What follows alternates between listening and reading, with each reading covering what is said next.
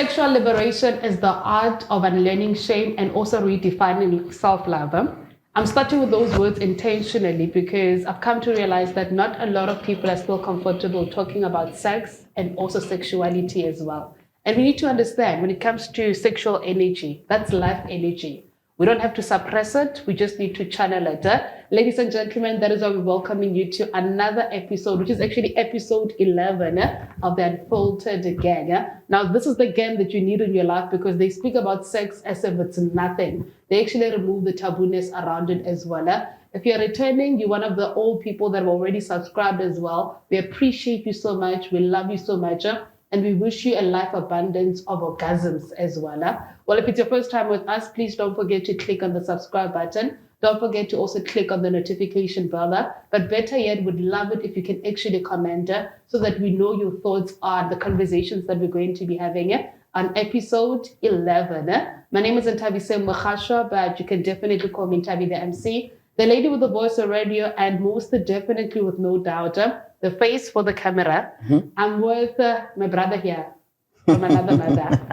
Brother. Hey, listen, this is your brother in the gang. Yes, it's the Unfiltered gang right here. And my name is Wiseman, the main man and the music junkie, DJ X, the man with a lot of name. Whatever name that you want to use, as long as you and me are okay about it. Hey, let's do this.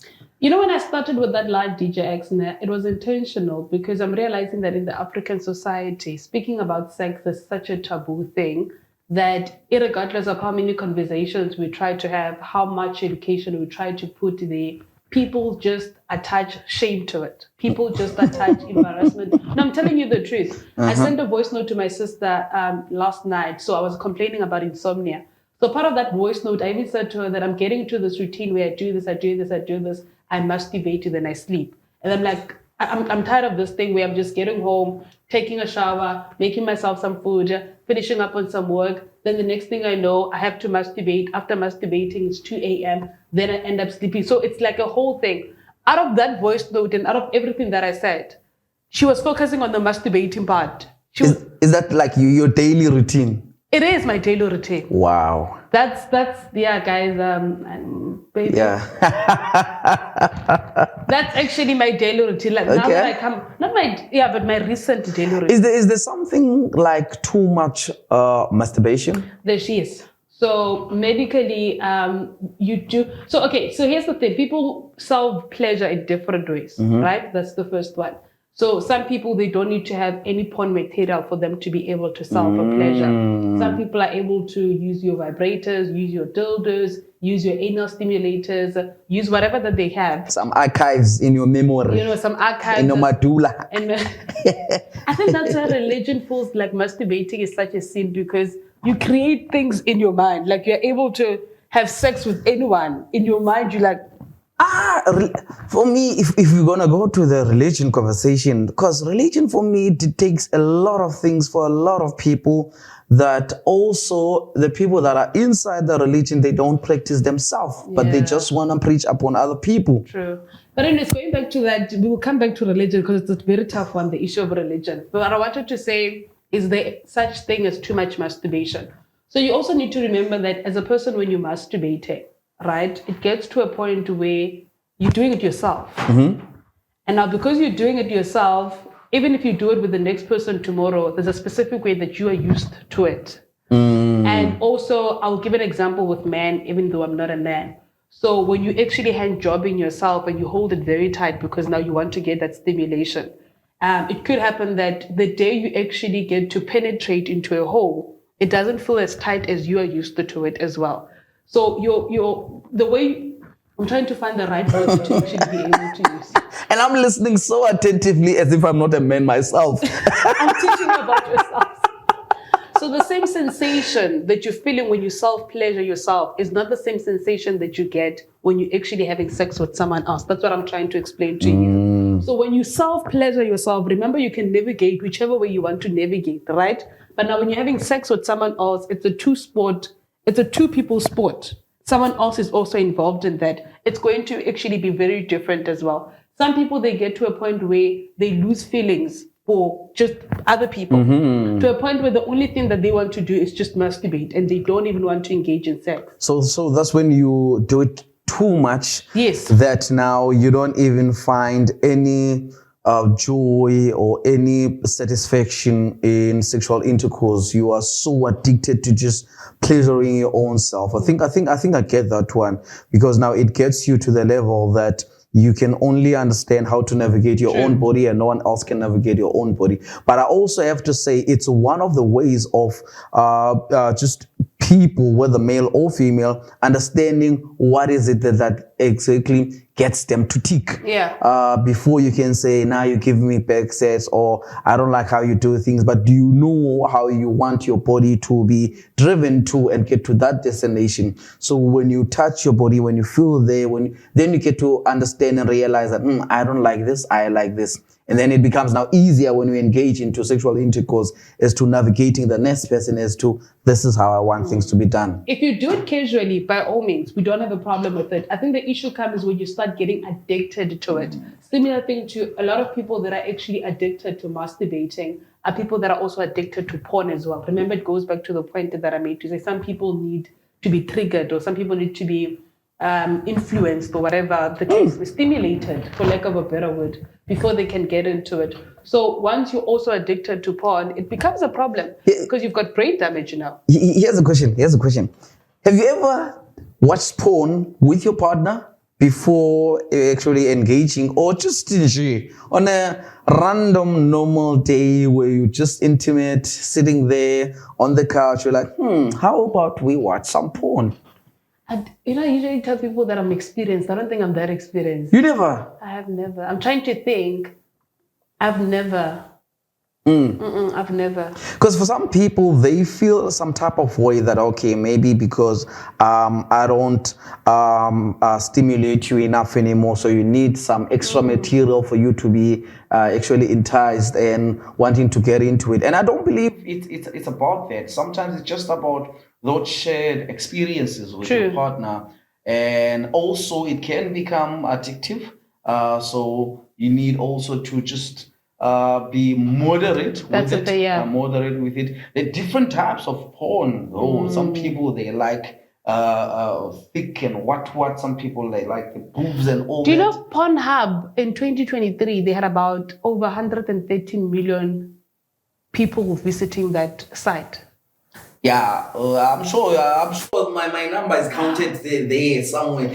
And here's the thing. Just like sex, when people have that thing of it's a taboo thing, when people are speaking about porn, they're like, no, they watch porn, I don't watch porn. Everyone is like, it's not my problem, it's not what I do, but hey, go to their phone and see the kind of videos they have. You'll be surprised.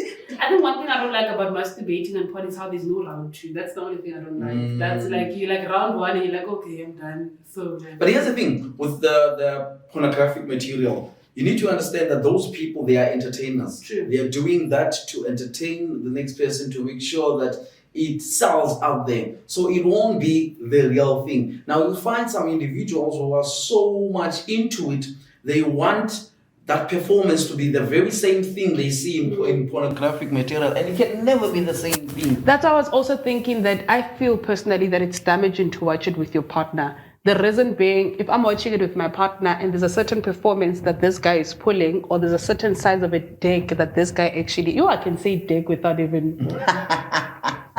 Your favorite word?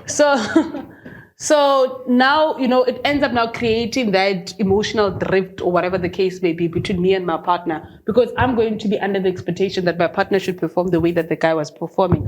My partner might be under the expectation that I must squirt the way that that lady was actually squirting, not understanding that we're not the same as sexual beings. Sexual liberation for me is also about having those uncomfortable and then comfortable conversations, as to understand that, hey, listen, this is what we are watching just to entertain ourselves. Those people are just doing the act, and they need to make sure that they sell whatever material that they're putting out there. But however, that's not real. That's not how we do things, or anyone does things. Because also you'll find that most of the people most of the actors, because they are acting there, most of the actors there and the actresses, they use some kind of stimulations, some kind of enhancement, also to just make sure that their performance is on par. And sometimes some of the sound effects, you're like, that's not real. That's not how you're supposed to be mourning or Do you think they're over-exaggerated? over-exaggerating sometimes. Here's a quick question out of curiosity. Maybe those that are watching the episode can also enlighten me on this one. I've always wondered,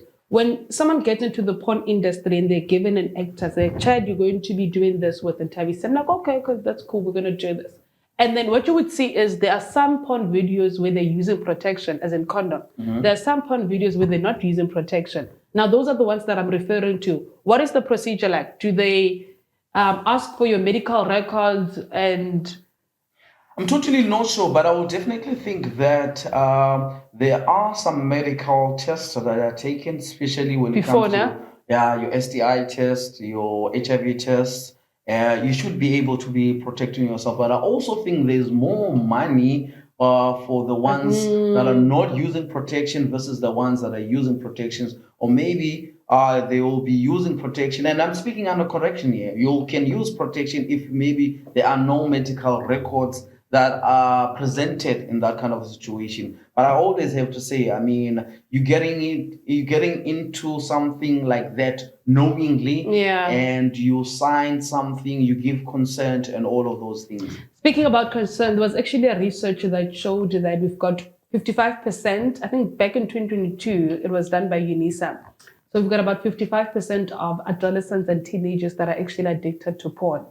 And my worry and my biggest fear is that those are kids.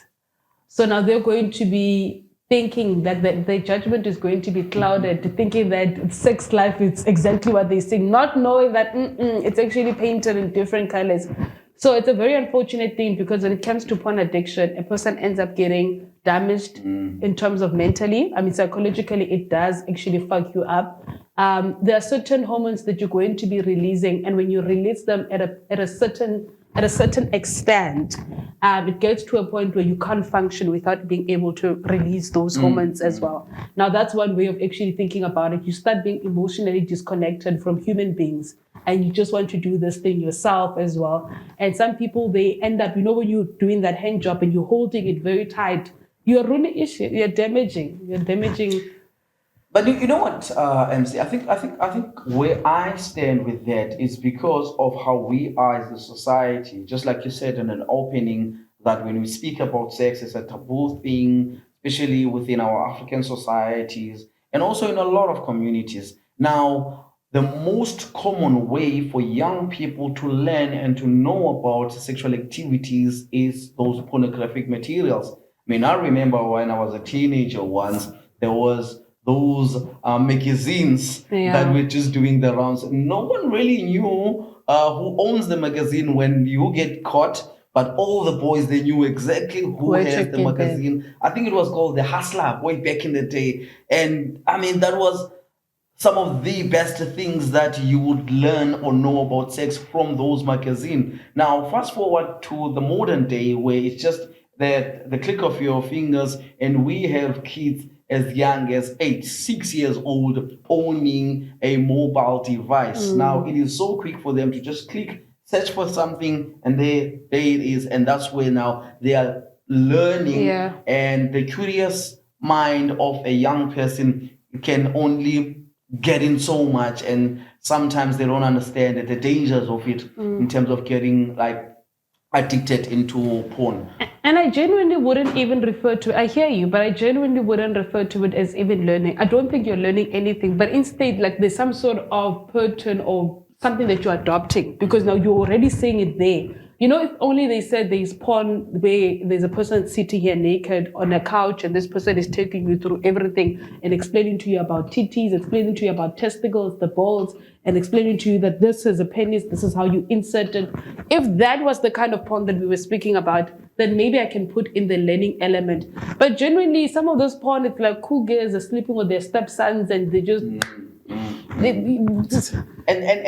again, I will say it's us, the community, because we're not making the sex conversation a comfortable and an easy conversation to have. I'm not saying let's be explicit with our young people. We need to have those comprehensive sexual education conversations according to the age of a young individuals. getting them to understand that, hey, listen, this is what's happening to your body now. You are growing boobs, your voice is becoming bolder, you are growing a beard. These are the steps that are happening to your body, and you need to understand that at some stage you will get to a level where you get to be intimate with someone. Would you ever be in a porn scene? Would you ever consider taking that as a career? Don't give us the answer. Keep it to yourself. Is that a trick question? You know the truth.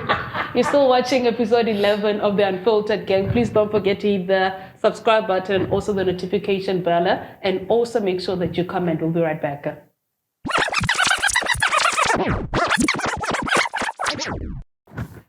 All right, welcome back, guys. It's still Unfiltered. To all of the gang members, you are still locked in right here on Unfiltered. Don't forget to subscribe and click that like button. Still having this comfortable conversation between me and you. This conversation will only be comfortable between us. Yeah. But when it comes to other people, this will be a very uncomfortable conversation.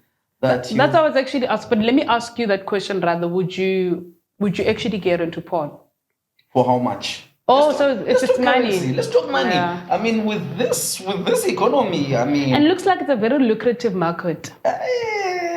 Here's the thing: you are having fun and getting paid for having fun. Why not? But do you think it's still the same? Like, because you're doing it on camera. My thing is, it's not like you're in the bedroom with your partner. You're literally doing it on camera with someone. So there's another person who is filming. There's pressure to perform, because now you really need to perform. You cannot be doing your 5 minutes noodles that you normally do with your partner. Now you really need to go for an hour, 2 hours. You're getting paid. Remember, you're on the job here. You know, when you're under pressure, you need to submit those reports. You know that you are doing the best. So how do you think they get paid? Do they get paid like is it an hourly rate? Is it per orgasm? Is it per round? Guys, we need to get a porn star on the seat. I don't know, but hey, there's some money there. The industry is there, and the industry has been there. It's like sex work. Sex work has been there for centuries, years, and it's an industry that will always sell, man. It's an industry I don't think that will be even taken over by AI. Never. It's so sad that it's still illegal in our country. And maybe what I wanted to actually get into, some of the conversations that I've been having with people that work at organizations that particularly deal with sex work, was to say, what kind of a system do they think that we need to come up with to be able to legitimize sex work, in which people can actually see it as a market itself. People can actually see it as a career path as well. Because if we don't have a system and it's just everyone doing whatever that they're actually doing, that's where it gets a bit sketchy, and whatever the case may be. You understand what I'm saying? Considering that we are also a society where GBV is very high, sexual assault is also very high, and also considering that some women out there are using rape as an scapegoat, where someone would not be raped, but they would go and cry rape, knowing very well that they were actually not raped, which is the unfortunate part as well. So sex work has everything and a lot to do with those components that I've mentioned. So obviously, if we want to make it legal, we'll need to find a system that will be able to move it. I don't know. For me, I would make it more similar to the taxi industry. Yeah. I don't think there will be a certain way to just formalize it, but I think the legalities around it, because I know there's been some laws that were passed, but I'm just not sure about the laws. But why make it illegal is actually the very same problem that makes a lot. Why do you think it's illegal?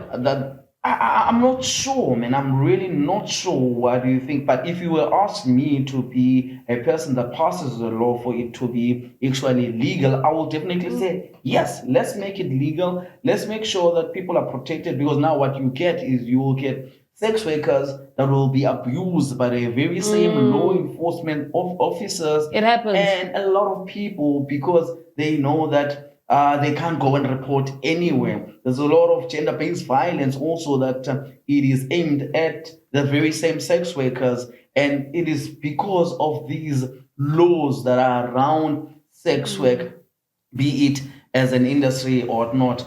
And I believe that we can really go a long way into making sure that we protect not only physical type of protection, but also in the sense that they are getting into a space where they can be well taken care of. True.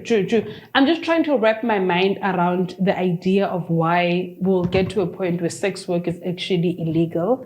Because I'm assuming, or not even assuming, it's actually a fact. These people are using their own bodies, it's their own vaginas, it's their own dicks. Like, why do you have a problem with that? And they're choosing to have a transaction. Like, I'm choosing to say 10 rands. Do you have? Okay, you have. Let me give you, and you give. It's a business transaction type of thing. Here's the thing that's so twisted, MC, is that you find a lot of indirect, I call it indirect sex work happening not only in the streets. Yes, I wanted to get to that. When people are standing in the streets and they are saying, hey, listen, you come here, you know exactly the kind of service that you're going to get. You get people that get into transactional relationships and they know that, hey, listen, you're going to give me this, I'm going to give you that, and that's it. You get into situations where now young girls are even put in those kind of relationships by their own family members, mothers sometimes, to say, hey, you're going to make sure that you are in a relationship with this particular person so that we can get fed back home. And they do that. The sad part is that it actually happens. People actually do that. But I think also, again, maybe the whole illegal point of it could have also came from an angle of saying women empowerment is also something that we need to consider, in a sense that I wouldn't like it if women or anyone else, women, men, whatever the case may be, I wouldn't like it if any individual gets into the industry simply because they're desperate. I would want the industry to be something that you get into because you want to get into it. Almost like a career path. You understand what I'm saying? I don't want you to get into it as like, I don't have a choice, you know, because in that way you're going to be exploited. My issue is that if you get into the industry being under pressure, you're going to be exploited. Chances are you might actually be abused. You might just take whatever that people are giving it to you. But if you get into it as a solid business and you know how to actually put yourself out there and market yourself, and whether there's business or not, you know that you can still push your life. It's a good thing. I've been speaking to a few guys. You know how they say people have got callings? Everyone has a calling, and I think I found my calling. Besides radio and being on the camera like this, but I found another calling. The streets. Yeah, me, I get calls. Like, okay. But the unfortunate thing is that most of the women that are in the industry of sex work, it is a point of, hey, listen, I've reached a level where now I'm so desperate and I don't have any. And that's what I don't like. And that's why you find a lot of abuse. Because there's that thing that, hey, listen, this is my last option. I'm not getting a job. That's what I don't like. I need to feed people back at home. I'm not saying all, but most. Yeah. And that's why you see a lot of people take advantage of them. Some of them, they're given drugs. Some of them, they are even doing this thing because they have no other choice whatsoever. They've got no escape. So that's what I don't like. I feel like if there was one biggest thing that we can change about the industry, for me personally, it will be that. So going back to that calling, that's why I was even saying that I've been thinking long and hard about it to say, I think the system is out there, but I just haven't seen it come out in public where I'm able to connect male sex workers with women that are actually in need for some good dick. And what I do is I'll take a percentage from that particular. But where am I sharing my business? Where's the industry? Where's the industry for? Because most of the sex workers that I've seen, it's mostly women sex workers. Yeah, it's very rare to get. And the thing is, Chipne, in my DMs, I've got men that are willing. I've got men that are saying, Tabi, we don't mind. So, but obviously, I have to build it in a way that's. But okay, I see. Where is there demand?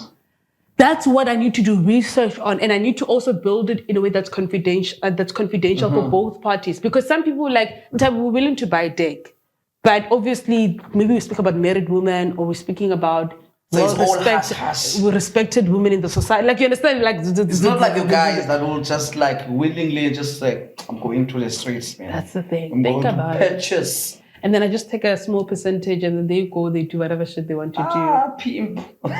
So yeah, I feel like, don't call it a pimp. It's not a pimp. I'm creating jobs here. This is job employment. Job creation. It's job creation, what I'm doing. People are unemployed. They've got dicks that they just...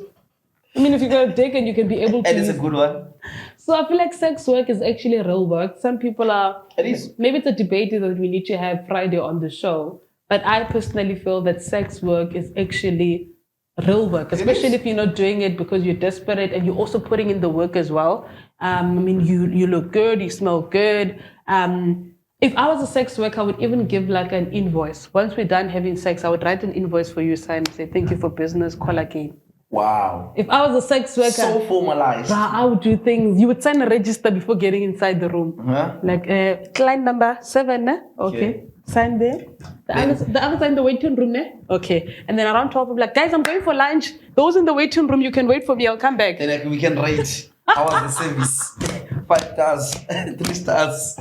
I would make it so professional. Not everyone would want to get into the sex work space. I don't want to lie to you. I think that's exactly what's needed, man. Those formal kind of structures, those women empowerment kind of structures, those things where people can understand that this is something that's legit. And when you come as a customer, you know that you're gonna get your money's worth. True. It also goes back. So, anyways, remember when I said to you that I do feel that there is a good supply. I'm not sure about the demand, but the supply is actually, they've got men that are saying, we are ready for these things. And different dicks. What I like is like different dicks. So I can always play around with Your it. DMs are busy. My DMs are busy.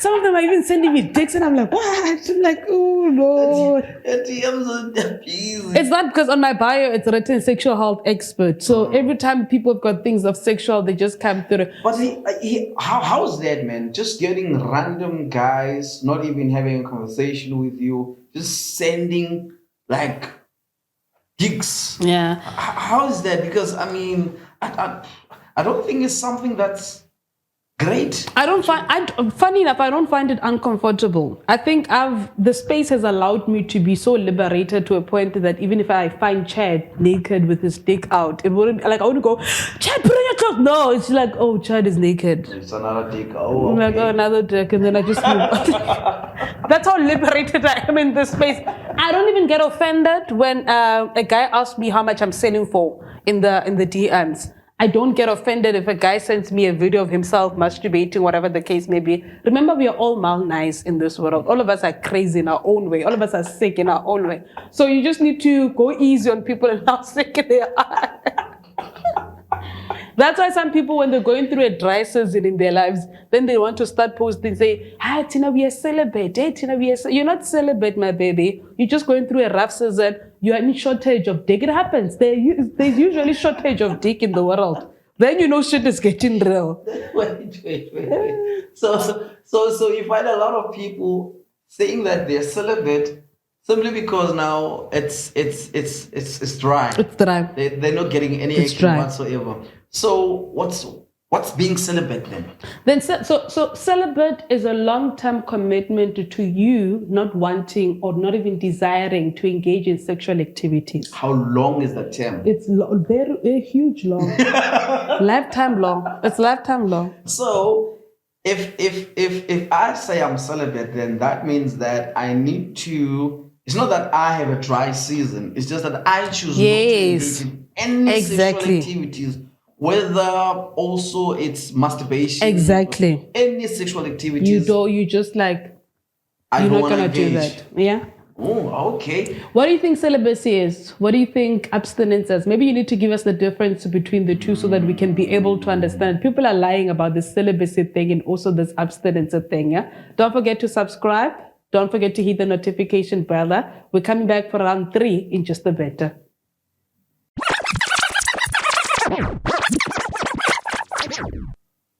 Welcome back to round 3 of the Unfiltered. This is where we have raw, authentic conversations and we leave no stone unturned. If the word sex, orgasm, climax, a dildo, vibrator, dick makes you feel uncomfortable, Aisha, Tando, shoot you sorry, you might as well. Sorry, you might as well scroll to the next episode or whatever you want. I'm talking, don't scroll. But we're just trying to make these conversations as casual as possible as well. Going back to that thing of celibacy and also people that are claiming that they're also abstaining as well.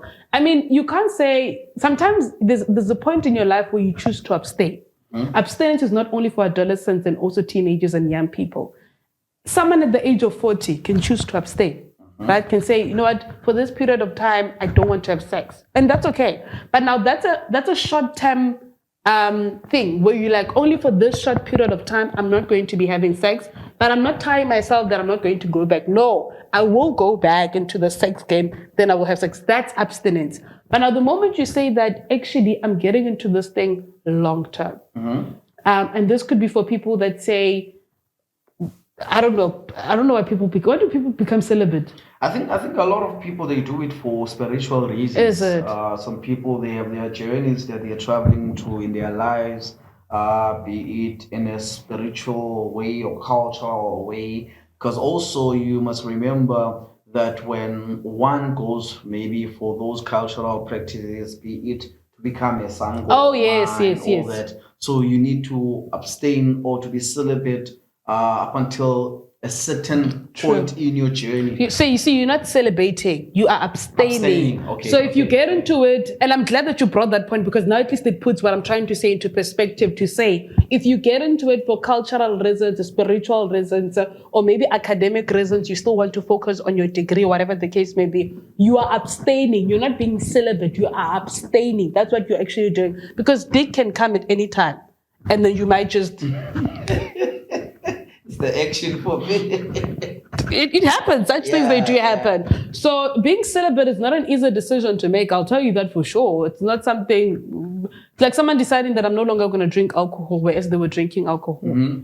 So people must just know the difference and keep to the difference as well. But also, I think for the ones that also practice the abstinence from any sexual activities are the ones that have maybe never started it, and they want to delay that sexual debut. I was speaking about virgins here. Yeah, until a certain time. But I think it will. I know I'm not that kind of an individual. I think it will be very difficult for one to start, and then after some years of experience, then wanting to refrain. That's what I'm saying. It's like alcohol. Now you know the taste of alcohol, and then someone says, "No, stop drinking alcohol." But I think also you need to be in a very strong space mentally, emotionally, intelligent for you to be in those kind of levels where you can control some of the urges. Not to say that you're an addict, you can't stay without it, you're stressing your body like nah. But in the sense that, I mean, this is something that you've been doing for quite some time in your life. Because I personally think that sexual liberation also has to do with discipline. That the biggest part of it also has to do. So we can't speak about sexual liberation, but we're not speaking about discipline. We're not speaking about the responsibility and the accountability that you also hold as a sexual being as well. It's not a matter of you just going out there and speaking about sex and engaging in sex and doing whatever that you want to do. It also comes with a very big responsibility, and very big accountability. And it's also not a matter of you putting it in each and every hole that you find out there. You need to also to be very much disciplined, as much as you are sexually liberated, but discipline speaks a lot of volumes. In closing, if I've ever had sex with you and I've never told you to not stick it in every hole, it means that you don't have an aura. You don't have dignity. Oh, sorry guys. Sorry. What? I don't know, Chip. I like the guys that have been in sexual relationships with, and I could feel with this person, I'm like, ooh, there's something powerful and special about you. Then after the sex, I would tell you, just be careful not to put it in every hole. You're not doing me a favor, but I'm just saying what you carry is so powerful. What you carry is very deep. So if I feel like if I've never told you, then you are just like just ending the number. Ending the number. Episode 11 of the Unfiltered, and this is how we get to wrap it up. We hope that you're also going to be wrapping up your steak before you actually stick it in as well. Thank you so much for the love. Thank you so much for the support. Thank you so much for pushing through with us. We appreciate it from the bottom of our hearts, our cleats, our testicles, and everything else included as well. Until we catch up again on episode 12, don't forget to comment below in terms of what you liked, and also click on the subscribe button and click on the notification bell. From us, the team, and Chad at the background, goodbye. Adios.